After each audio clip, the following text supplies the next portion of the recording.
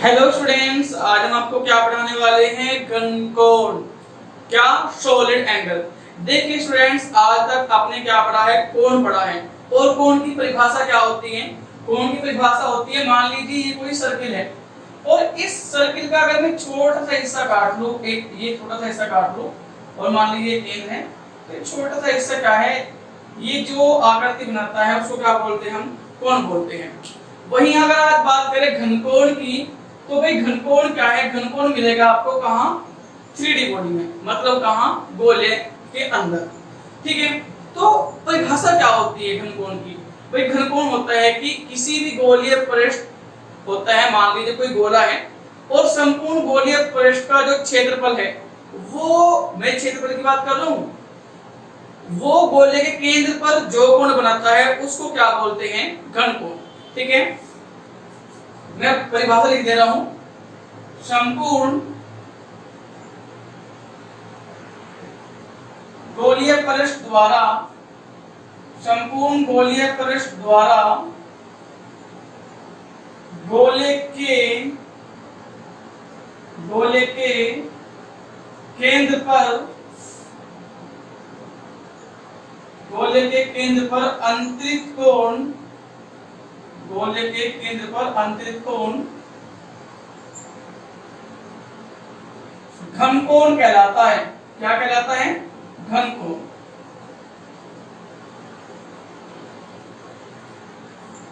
घनकोण कहलाता है।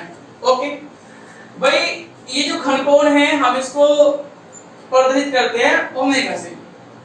इसे ओमेगा ऐसे बनता है, ओमेगा आपको पता ही है। इसे ओमेगा से प्रदर्शित करते हैं। किससे करते हैं? ओमेगा से। तथा इसका मात्रक क्या होता है भाई? इसका मात्रक स्टेरेडियन होता है। क्या होता है? स्टेरेडियन। अब हम बात कर लेते हैं भाई, मान लीजिए क्या है, ये आपका कोई गोला है। ठीक है, मान लीजिए ये क्या है? ये आपका कोई गोला है और इस गोले को ये सर्किल से दिखाई दे रहा है। इसको क्या है? ऐसे dot dot dot dot dot dot सा करके क्या है, आप एक क्या बना सकते हो? मान लीजिए क्या है कि गोला है और ये क्या है? ये इसका भाई केंद्र है इस गोले का। अब मान लीजिए क्या है, मैंने इसका का एक छोटा सा क्षेत्रफल अवयव ले लिया। इस गोले का क्या ले लिए? छोटा सा क्षेत्रफल अवयव। ठीक है, अब अगर कोई मुझसे पूछे इसकी दिशा क्या होगी, तो भाई दिशा होगी इसकी बाहर की ओर। ये है इसकी दिशा, डी ए वेक्टर। क्या है? D A vector. तो अब ये जो छोटा सा क्षेत्रफल अवयव है, मान लीजिए ये जो कोण बना रहा है, ये है आपके पास घनकोण और इसको हम लिखते हैं डी ओमेगा से। ठीक है, अब मान लीजिए गोले की जो त्रिज्या है r है, तो ये भी r होगा और ये भी r होगा। तो अब हम देखते हैं कि जो घनकोण होगा उसकी वैल्यू क्या होगी। ठीक है, तो भाई हम लिखेंगे क्या है कि माना एक गोला जिसकी त्रिज्या, माना एक गोला जिसकी त्रिज्या r है। ठीक है, सूक्ष्म क्षेत्रफल अवयव से मिलकर बना है। सूक्ष्म क्षेत्रफल अवयव से मिलकर बना है। चित्रानुसार सूक्ष्म क्षेत्रफल अवयव द्वारा, सूक्ष्म क्षेत्रफल अवयव द्वारा गोले के केंद्र पर अंतरित सूक्ष्म घनकोण। भाई अगर सूक्ष्म क्षेत्रफल है तो सूक्ष्म घनकोण होगा। सूक्ष्म घनकोण, इसकी जो वैल्यू आएगी भाई वो आएगी, कितनी आएगी वैल्यू? वैल्यू आती है आपकी डी ओमेगा। कितनी आती है स्टूडेंट्स? D omega. तो भाई मैं वैल्यू कहाँ है यहाँ पर लिख ले रहा हूँ, भाई वैल्यू कितनी आएगी? D omega. अब देखो आप सब जानते हो कोण बराबर क्या होता है, चाप बटे त्रिज्या, पर लेकिन यहाँ के केस में क्या होगा, कोण बराबर होगा क्षेत्रफल बटे त्रिज्या का स्क्वायर। क्या होगा, क्षेत्रफल बटे त्रिज्या का स्क्वायर। और क्षेत्रफल कितना था हमारे पास, dA, त्रिज्या कितनी थी आपके पास, r स्क्वायर। तो ये है आपके पास घनकोण, और मात्रक कितना होगा इसका आपके पास, स्टेरेडियन रेडियन। और अगर कोई मुझसे पूछे कि संपूर्ण गोलीय पृष्ठ के लिए घनकोण की वैल्यू क्या होगी, तो मैं आपको बता दूं भाई, संपूर्ण गोलीय पृष्ठ के लिए, संपूर्ण गोलीय पृष्ठ के लिए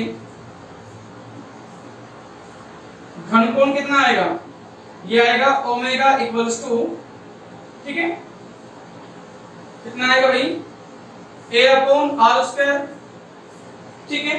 अब क्षेत्रफल क्या होता है पूरे पूरे गोले का, वो होता है 4 पाई r स्क्वायर। तो आप क्या लिख दो उसको, आप लिख दो उसको 4 पाई r स्क्वायर बटे r स्क्वायर से r स्क्वायर कैंसिल आउट हुआ, तो ये वैल्यू कितनी आएगी, 4 पाई। इस रिजल्ट को हम आगे यूज करेंगे कि अगर हमारे पास कोई गोलीय पृष्ठ है तो उसका जो संपूर्ण घनकोण होता है उसकी वैल्यू क्या होती है, 4 पाई। कितनी होती है, 4 पाई। तो ये तो था स्टूडेंट्स हमारे लिए घनकोण की परिभाषा। मैं आपको एक बार फिर रिवाइज करा देता हूं भाई, कोई भी गोलीय पृष्ठ है, वो गोलीय पृष्ठ का जो आपके पास क्षेत्रफल है, वो गोलीय केंद्र पर जो कोण अंतरित करेगा वो कहलाएगा घनकोण। अब घनकोण को ग्रीक भाषा के अक्षर ओमेगा से प्रदर्शित करते हैं, मात्रक होता है स्टेरेडियन। अगर इसके अलावा मान लीजिए आपकी कोई आकृति, मतलब ये तो आपकी क्या है, कंप्लीटली गोल थी। अगर मान लीजिए कहीं आपकी आकृति कुछ इस तरह की दिखाई दे आपको,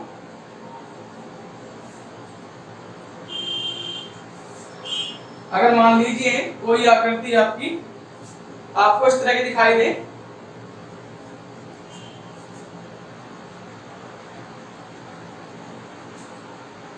इस तरह से,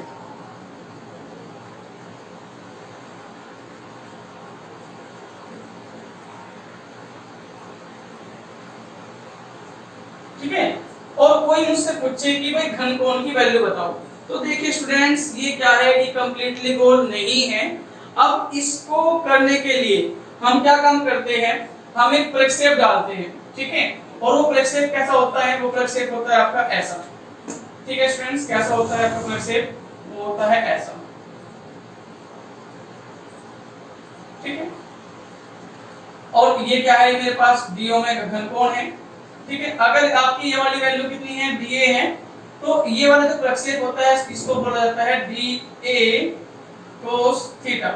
अगर आप वही बात करो किसकी, इसके क्षेत्रफल अवयव की, तो क्षेत्रफल अवयव जो होगा आपके पास वो मान लीजिए क्या है, ये है आपके पास dA वेक्टर, और ये है इसका आपके पास क्या है, n कैप, इसका एकांक, आपका एकांक, और ये वाला एंगल कितना होता है आपके पास, थीटा होता है, ओके।